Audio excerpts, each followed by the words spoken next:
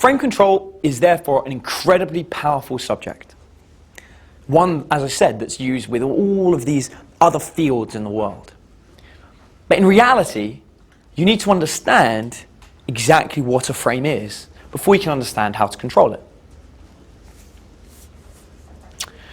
A frame is defined in social theory, and I want to make sure I get this right, as a means of interpretations, a collection of stereotypes that individuals use to try and understand and respond to given events.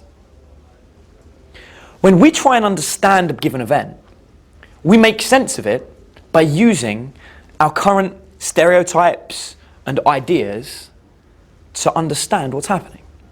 We're using preconceived notions, imagination, and our previous experiences to understand what's being presented before us. For example, if a man is walking down the street and he rapidly opens and closes one eye, what is he doing? Is he winking? Or is he blinking? I said the word rapidly. Did that alter your opinion of what happened? A bunch of people listening to this will think he was winking. A bunch of others will think he's blinking.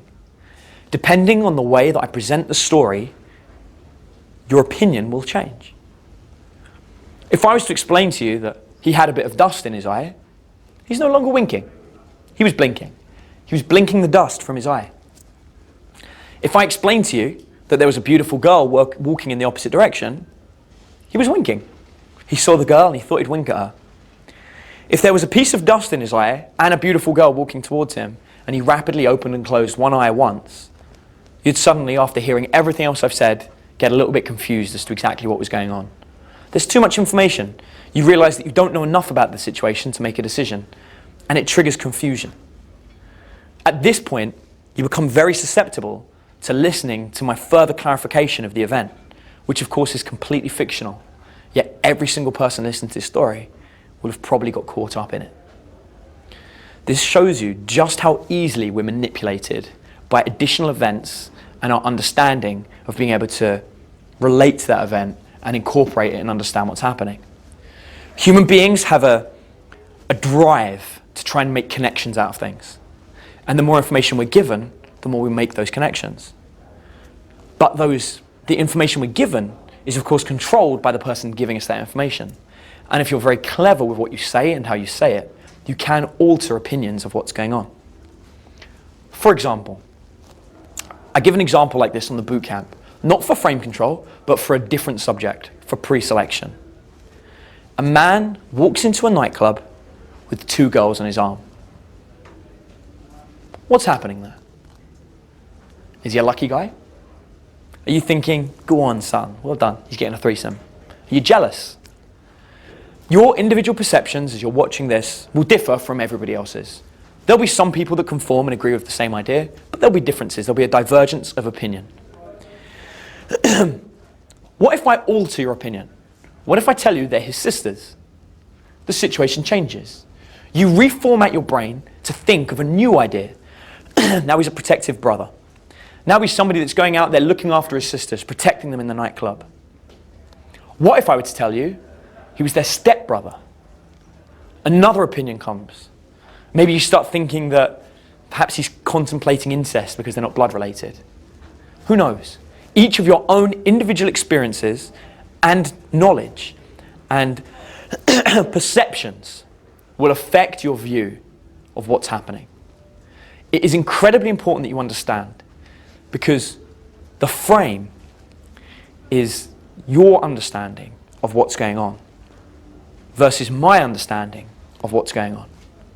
Frame control is our ability to enforce our frame on somebody else's, to ensure that our frame is the dominant one. Sometimes you'll do that by allowing the other person to think that their frame is the dominant one and that they're taking the action and the decisions. Now at the moment, what we're talking about is a very big flowery concept. The idea of frames and putting them on top of each other. What we're really talking about are perceptions and knowledge and information. And we control that by the way we describe things.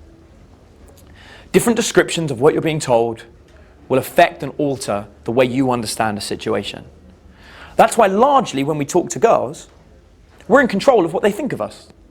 When you first speak to them, the way you first speak to them, you're putting yourself across as one of a different type of guy. You might be the kind of guy she's attracted to, you might not. Everything about yourself is giving her preconceived notions.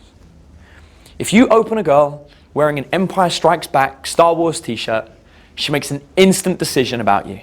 She thinks, there's a man that likes Star Wars. She thinks, there's a man that likes movies. There's a man that likes geeky sci-fi movies. Ergo, he's a geeky man that likes sci-fi movies. That's her initial observation she's made of you.